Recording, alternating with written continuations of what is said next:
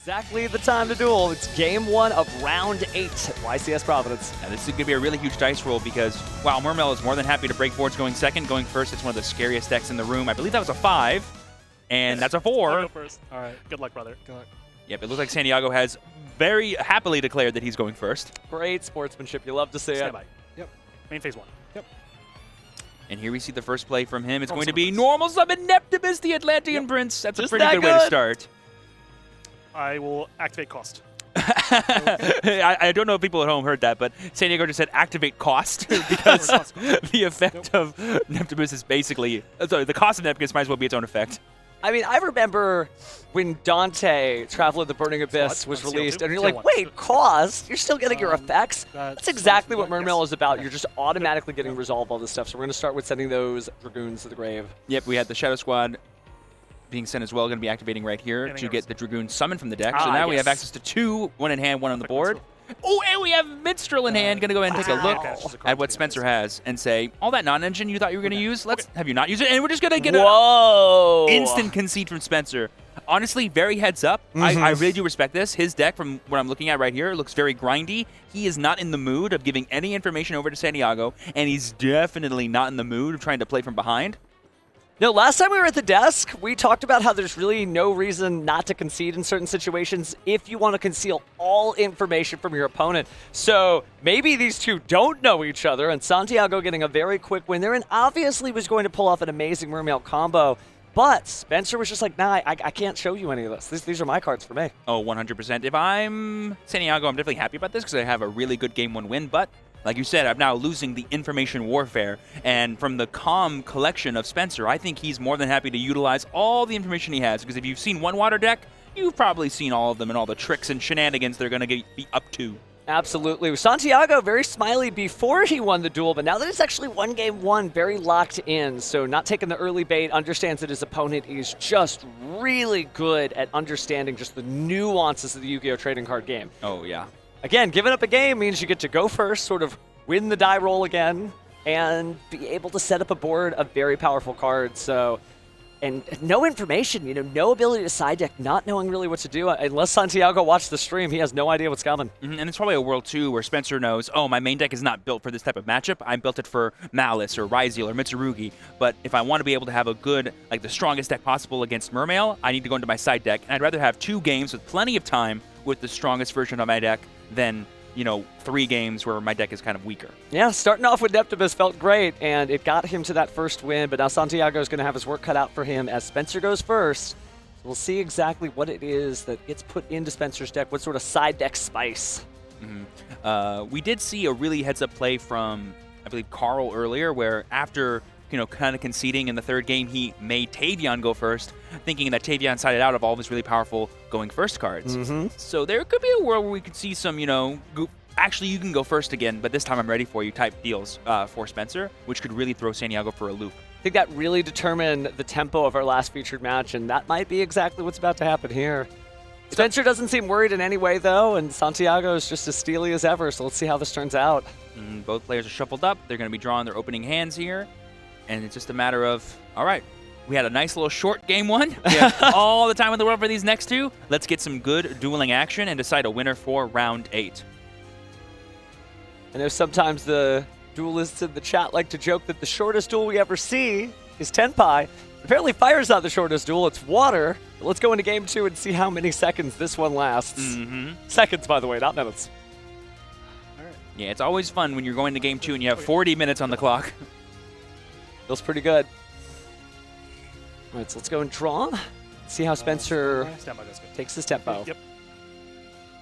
I believe I did see a Fua in Santiago's hand, but before we know what deck we're playing, why bother going for it? Ooh, but there we see the Habakiri, and then of course we can just chain Fua to that to get the automatic draw off of the Saji combo. We saw Tavion kind of lose to this setup a little bit, but he was able to play through it just fine going through double Fualos, so maybe Spencer can do the same. Like to think you don't get this far in the tournament without knowing how to play through a couple of these powerful Mulcharmy cards. We're going to go ahead and see the Mitsurugi no Mikoto Saji, special summon the field, tributed immediately in the resolution of that effect of the Habakiri. I'm going to go ahead and add the Mitsurugi ritual from the deck to the hand. I will say I think the Fua takes away the most powerful part about the ritual. Being able to ritual summon from your deck directly is just so powerful of an effect. Anything on Riz? No, sir. But giving up a card to your opponent doesn't feel that great, especially when it's water. Absolutely. I did see what appears to be a Dominus Impulse in Santiago's hand and an Ash Blossom in Joyous Spring, so there might be some surprises coming Spencer's way. Oh, that's very interesting to see, actually.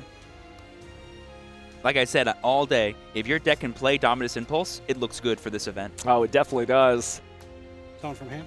We're going to be summoning from hand with this Cards Ritual in Prayers hand. here. 5. 5 and 2. I know 2 of them. After the Automasa hits the field, there's the Mitsurugi Ritual.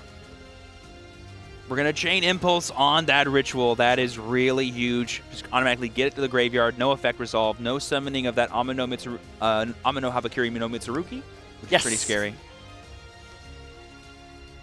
So here's the thing. If Spencer doesn't pull out of this duel, maybe he did need to hang into the first one, you know, be able to just try. Remember we talked about that with Avery earlier. Oh, but there's a triple tactic tell the Ash Blossom and Joy Spring coming down to stop it.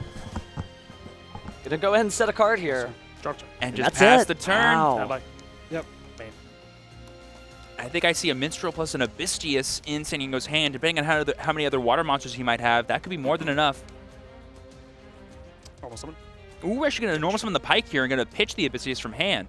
That's pretty huge. Definitely a different tempo. Oh, and there's the Solemn Strike. 1,500 life points. That's definitely worth the trade, but you will see if there's anything more here. Obviously, the Minstrel's there, but we're going to go ahead and pitch instead. Yep, we're going to use the second Abyssius that we had in hand, pitching the Minstrel here to go ahead and summon and then summon again. Can I read it? Yep.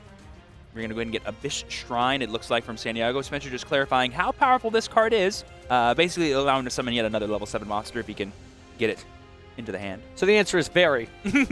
Yes. And it also has an effect during Spencer's turn as well, which I'm sure he's taking note of.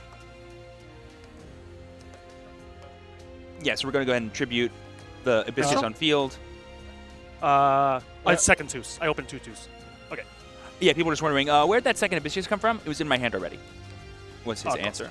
So they received, they received Poseidra, the newest inclusion of the Mermaid deck. Well, I say newest, but the most recent one. I mean, Rage of the Abyss, still relatively recent. This card will allow him to bounce the Armasa, I believe, because he was able to properly summon it. Squad. Sure. And now we just use Squad to summon back out probably Abystius here, or we can go for Dragoons. Prince. Definitely got a couple of a preview there from Santiago's deck. Seems like we featured the Meows and the Nibiru, so great options there. Good. And certainly heads up to use the Meows in the Mitsurugi matchup. Graveyard is definitely in play. And there we see Neptibus, and there we see another concession from Spencer. Once again, Atlantean Prince Neptibus is just too strong. Santiago is the winner of this match in lightning quick fashion. Lightning quick fashion, yeah. There's definitely a rage in that Abyss.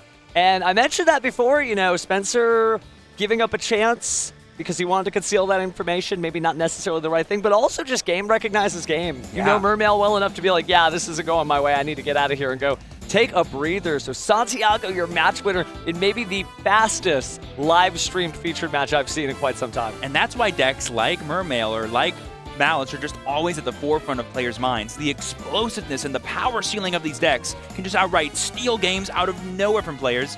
It's like you may as well not even try to shuffle your deck. No, it definitely was a fast match indeed, so we'll have to hear soon when we get to the winner's interview, but just some incredible stuff. It shows you that Water doesn't need the Bahamut Shark. No. Doesn't need the Abyss Dweller. Is happy without the Abyss Dweller around. All you gotta do is activate cost with Neptibus and then also resolve his effect. I love that he said that. That was a beautiful way to say it. Activate cost. Yeah, it's game. Well, here's another one. Yeah, that's game too. Wow. Okay. Woo. So, what do you think of Water in this new format? Hey, it turns out instead of needing to deal 8,000 points of damage, all I have to do is summon an 800 attack point monster, and that's essentially the same thing. Did Neptibus just get 10 times as powerful? Yes. 10 for, yeah, right, because 10 times 8, of course. 100, ha ha ha, 8,000. 1,000%.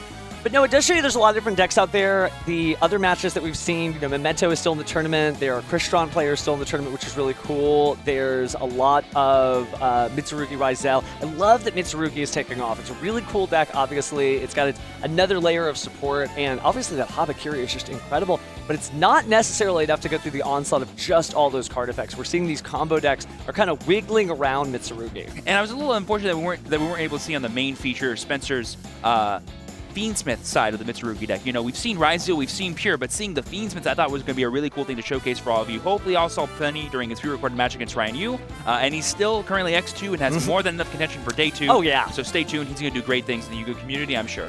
Speaking of great things, why don't we go ahead and throw it over to the stage? We can hear about the great things that Santiago got to do in that very short duel.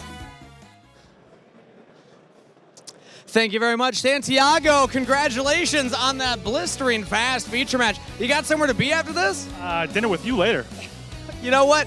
If you're able to win out for the rest of the night, maybe we'll all grab some food. But first, I got to say, the deck choice, another unique one. We got to see a really cool thing with the Mermail, Atlantean stuff. Talk to me about why you chose that one. Yeah, I think it's a really good meta call. I think it can go second pretty well. It doesn't lose to Bestials. I think it has a really good tempo matchup against a lot of other, like, you know, maybe Ryzeal Pure or Fiendsmith Pure, but like together I struggle against it. But some of the times, I mean, you know, I won the dice roll there. I played 2 Minstrel, so 2 Minstrel was able to help me out there.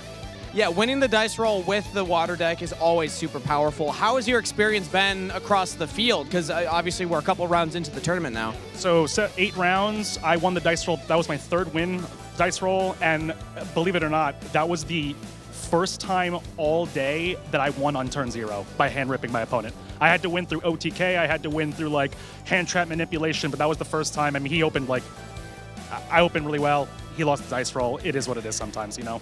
But I respect that guy. He's a good player.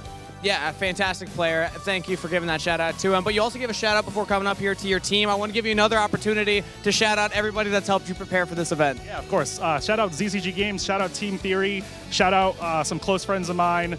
Artan. Shout out Mount Rona. Shout out Roger. Shout out the crew here in the front row. You know, they got me here. They inspire me to be my best version of myself every day. So, you know, we'll go from here. All right, congratulations, Santiago. Thank you so much. We're going to throw it back to the casters.